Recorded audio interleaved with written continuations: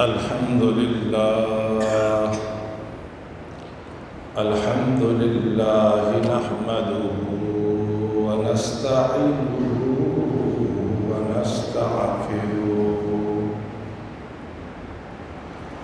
ونؤمن به ونتوكل عليه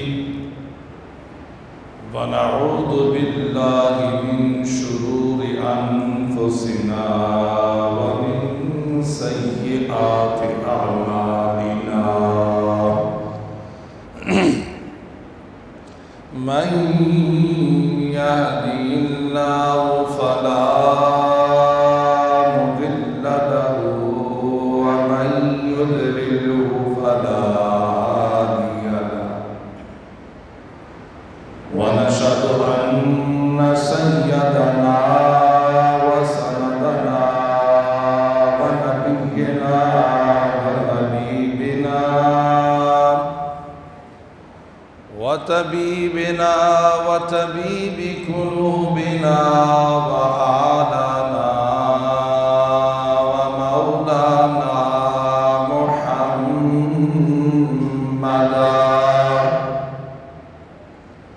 محمدا عبده ورسوله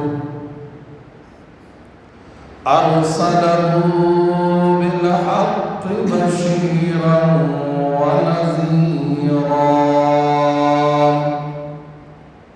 وداعيا إلى الله بإذنه وسراجا منيرا.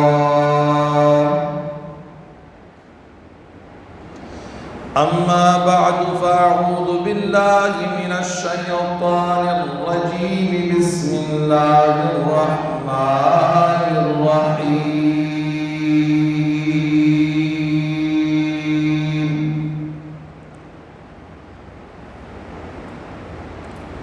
ألا إن أولياء الله لا خوف عليهم ولا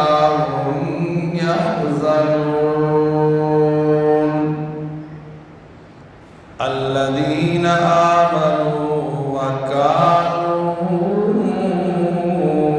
يتقون.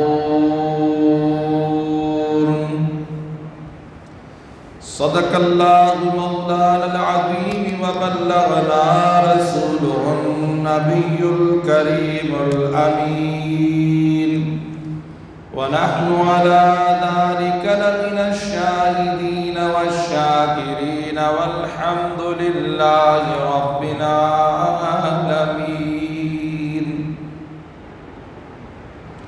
إن الله وملائكته يصلون على النبي يا أيها الذين آمنوا صلوا عليه وسلموا تسليما. اللهم صل على محمد وآله وعترته بعدد كل معلوم لك صلاة وسلاما عليك يا سيدي يا سيدي يا سيدي يا رسول الله وعلى آلك وصحابك يا حبيب الله.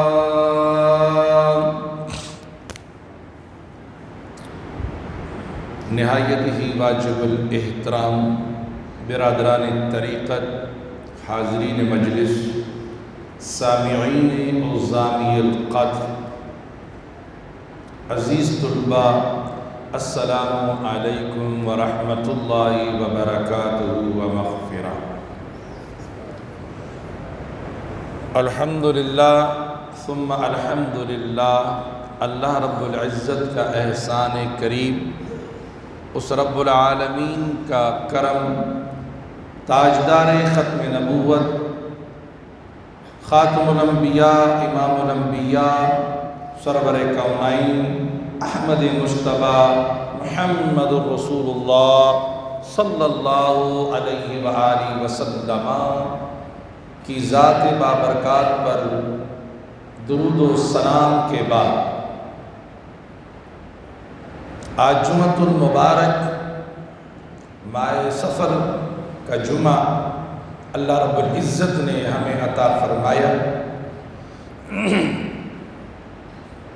سفر کا مہینہ ایک عظیم مہینہ ہے، اور خصوصاً اس ماہ مبارک میں اولیاء عظام، اولیاء رحمان، اللہ کے ولی، اللہ کے دوستوں کے اعراس ہوتے ہیں، یعنی عرس پاک ہوتے ہیں، ان کی یادیں منائی جاتی ہیں اور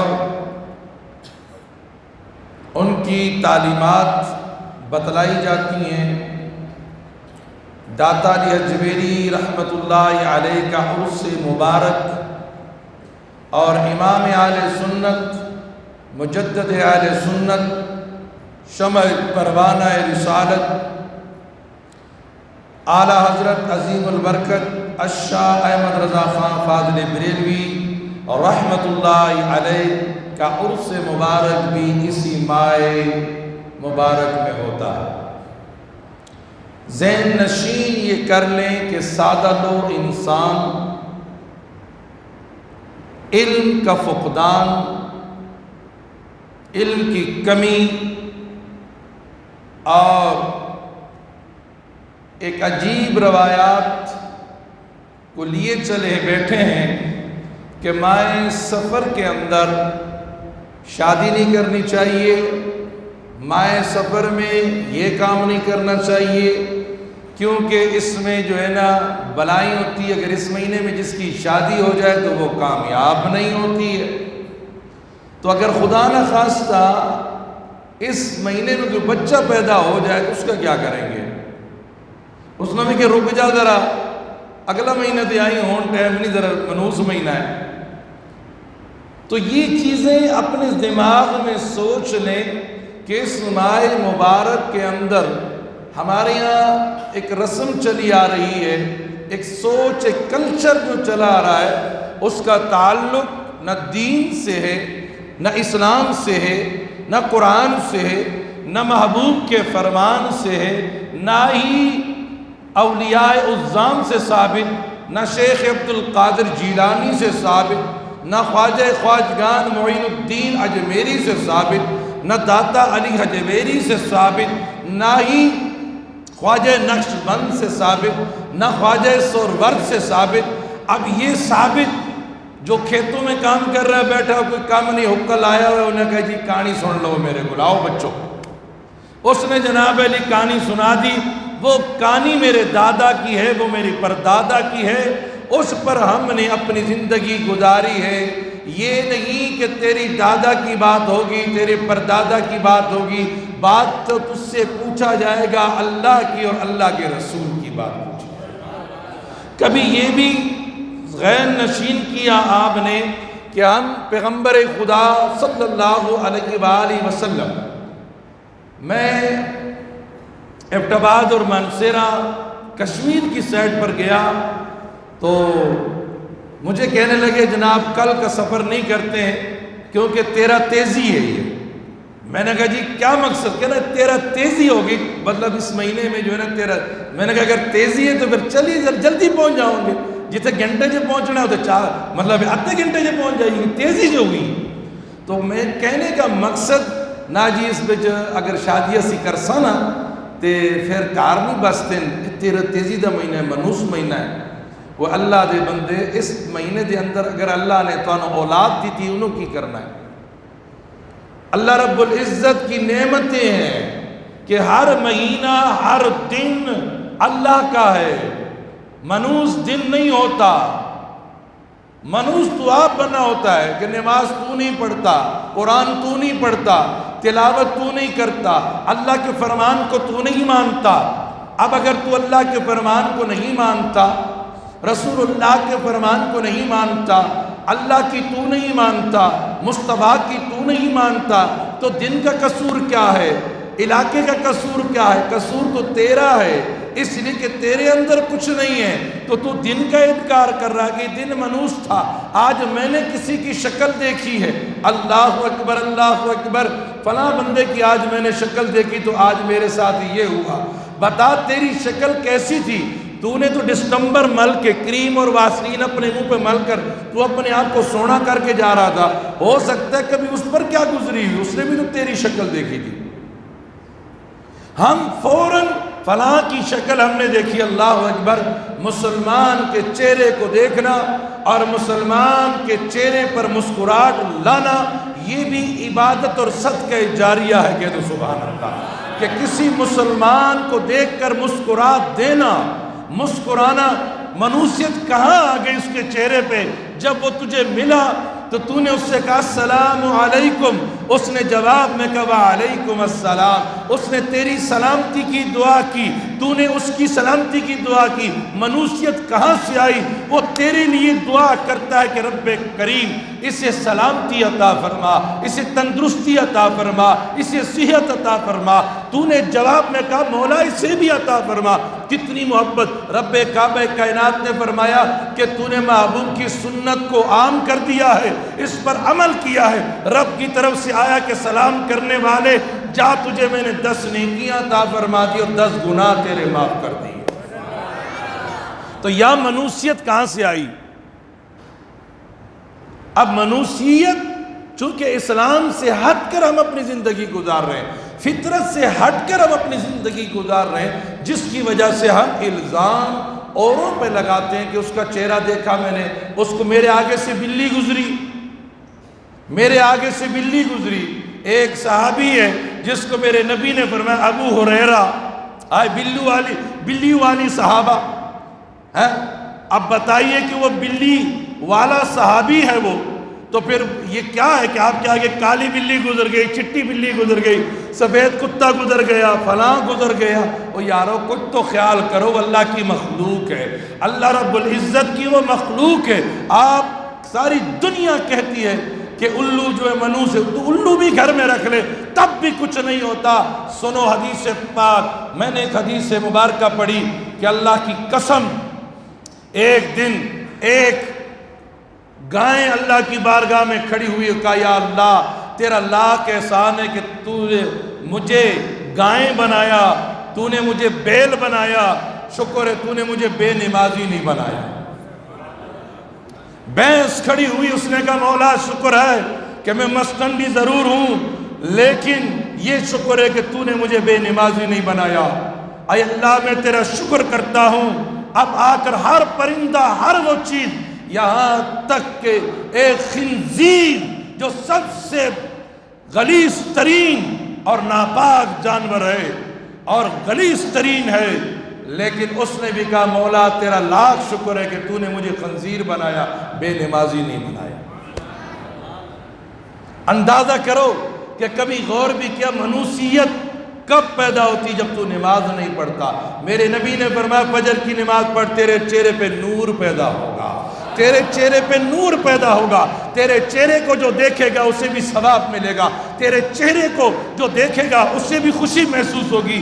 فرمایا کہ تو جب اس طریقے سے کہا کہ تو فجر کی نماز ادا کر لے تو تیرے چہرے کے اندر نور پیدا ہوگا، ظہر کی نماز ادا کر لے تو تیری روزی میں برکت ہوگی۔ فرمایا کہ عصر کی نماز پڑھ لے، تیرے گھر کا چین سکون ہوگا، امن ہوگا، شانتی ہوگا۔ اللہ اکبر اللہ اکبر۔ فرمایا کہ مغرب کی نماز ادا کر، قبر میں سکون ہوگا۔ فرمایا عشاء کی نماز ادا کر لے تو رات کو تجھے نیند سکون والی آئے گی۔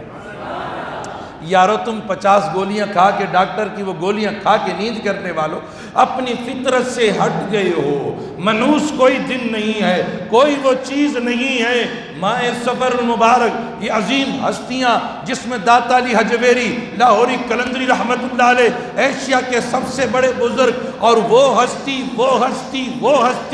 کہ حضور غوث اعظم شیخ عبد القادر جیلانی قطب ربانی محبوب سبحانی الجیلانی رضی اللہ تعالی عنہ فرماتے ہیں اگر میرے دور کے اندر یہ داتا علی حجویری ہوتے تو میں خود ان کی مریدی کرتا۔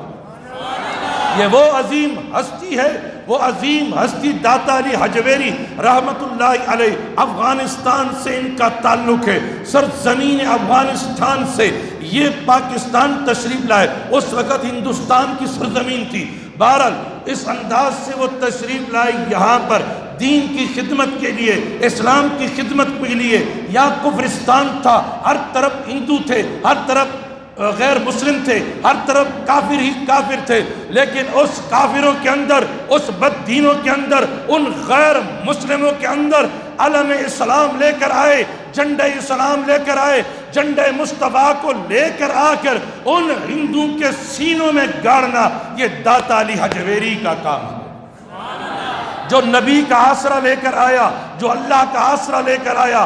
اللہ کا فرمان، ایک ہاتھ میں اللہ کا فرمان ہے، دوسرے ہاتھ میں نبی کا فرمان لے کر آیا۔ نہ ان کے پاس اسلحہ ہے، نہ ان کے پاس جائیداد ہے، نہ ان کے پاس ساز و سامان ہے۔ داتا علی حجویری کے پاس اگر ہے تو صرف خدا کا قرآن ہے اور مصطفیٰ کا فرمان ہے۔ نبی تاجدار علیہ السلام کا فرمان لے کر داتا علی حجویری اس دنیا، اس دھرتی پر، اس ملک ہندوستان پر جب آپ تشریف لائے، یقین مانیں آپ کے مرشد کریم نے فرمایا کہ حجویری جا، کہاں جانا ہے؟ کہ لاہور چلا جا، لاہور چلا جا اور وہاں پر دین کی خدمت کرنی ہے۔ حضور عرض کرتے ہیں، حضور مرشد کریم آپ کا حکم سر آنکھوں پر ہے، لیکن وہاں میرا ایک پیر بھائی جو ہے خدمت کر رہا ہے دین کی، تو لہٰذا مجھے جانے کی کیا ضرورت ہے، وہ کر تو رہا ہے۔ مرشد کریم نے فرمایا کہ تیرا جانا لازم ہے۔ حضرت روانہ ہوتے ہیں اور مرشد کا حکم ہے، آپ اپنا حکم لے کر نامہ آئے، اور جب آپ لاہور پہنچے تو رات کا ٹائم تھا، رات کا وقت تھا، کوئی سارے گیٹ بند، دروازے بند۔ اب ایک دروازے کے آگے یہ بیٹھ گئے اور ٹیک لگا کے اب وظیفہ کر رہے ہیں، تسبیح پڑھ رہے ہیں، نیند کر رہے ہیں، یہ وہ جانے اور داتا علی حجویری جانے، سانوں نہیں پتا۔ حضور قبلہ داتا علی حجویری لیٹے ہوئے، جب ان کے پیر بھائی کا آخری وقت تھے تو جانے لگے، تو کسی مرید نے پوچھا، حضور آپ کا جنازہ مبارک کون پڑھائے گا؟ اللہ اللہ، آپ کا جنازہ کون پڑھائے گا؟ آج تمہارے نیٹ میں اتنی طاقت نہیں ہے جتنا اللہ اور اس کے رسول صلی اللہ علیہ وسلم کی محبت میں طاقت ہے، کہ رسول اللہ کی محبت جس کے اندر ہو تو دنیا عیاں ہوتی ہے، سب کچھ نظر آتا ہے، مشرق سے لے کر مغرب پہ، تحت الثری سے لے کر بیت المعمور تک ساری چیزیں ان کو نظر آتی ہے، نہ چارجنگ کی ضرورت ہے، نہ بیلنس کی ضرورت ہے، نہ ہی کسی چیز کی ضرورت ہے۔ اگر ضرورت ہے تو محبت رسول کی ضرورت ہے، عشق رسول کی ضرورت ہے، درود و سلام کی ضرورت ہے۔ جب وہ درود و سلام پڑھتا ہے، اللہ کی محبت رکھتا ہے، محبوب کی غلامی کرتا ہے، رب کعبہ کائنات پردے ہٹا دیتا ہے اور خالق کائنات کی طرف سے آواز آتی ہے کہ اے بندے تو میرا ہو گیا تو سن، میں تیری آنکھ بن گیا، میں تیرا ہاتھ بن گیا، میں تیری زبان بن گیا، میں تیرے پاؤں بن گیا۔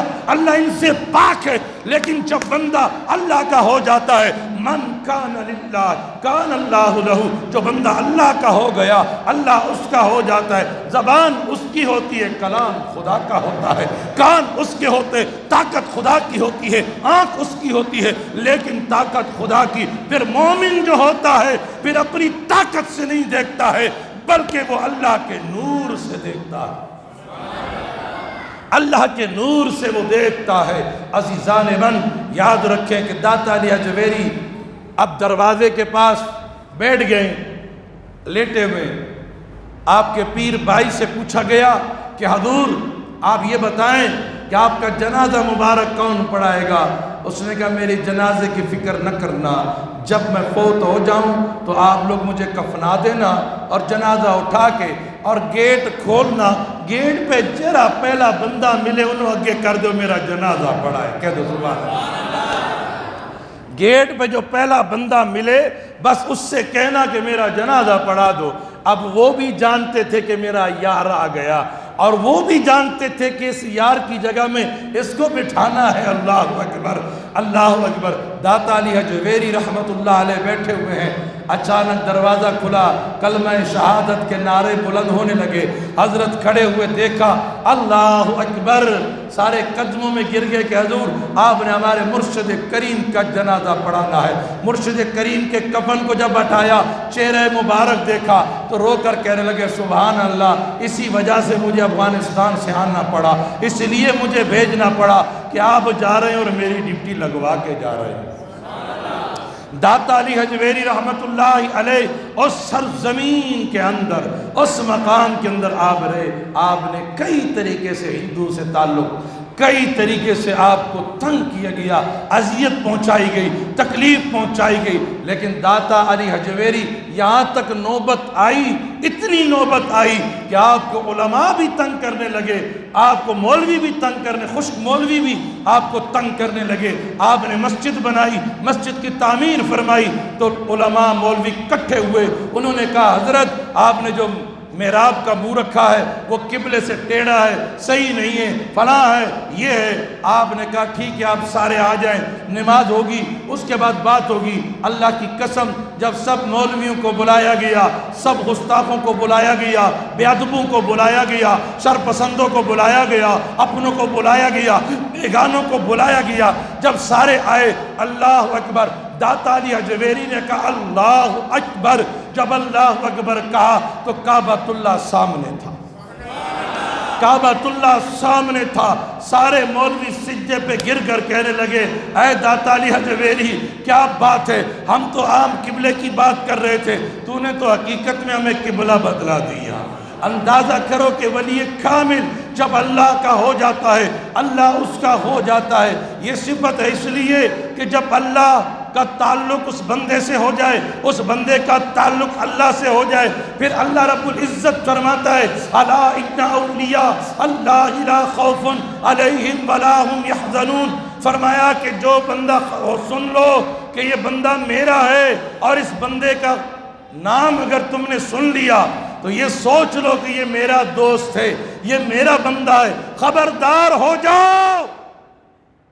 بے شک اولیاء یہ میرے دوست تھے، نہ دنیا میں ان پر کوئی غم ہے، نہ کوئی پریشانی ہے، نہ کوئی ڈر ہے، نہ آخرت میں انہیں غمگین کیا جائے گا، اس لیے کہ دنیا کے اندر اگر ڈر رکھتے ہیں تو صرف اللہ کا اور اس کے رسول کا رکھتے ہیں، اور قیامت کے دن میں انہیں غمگین نہیں کروں گا، انہیں میں وہ مقام عطا فرماؤں گا۔ اس لیے فرمایا کہ یہ وہ لوگ ہیں جو میرے دوست ہیں، میرے دوست ہیں، میرے دوست ہیں، اللہ کے دوست ہو کر فرمایا کہ ان کو عام نہ سمجھنا، ان کا تعلق میرے ساتھ ہے۔ اور پھر فرمایا کہ من عاد لی ولیا فقد اذنتہ بالحرب، کہ جس نے میرے ولی سے جنگ کی، بغض رکھا، کینہ رکھا، خدا کی قسم رب اس سے جنگ کا اعلان کرتا ہے۔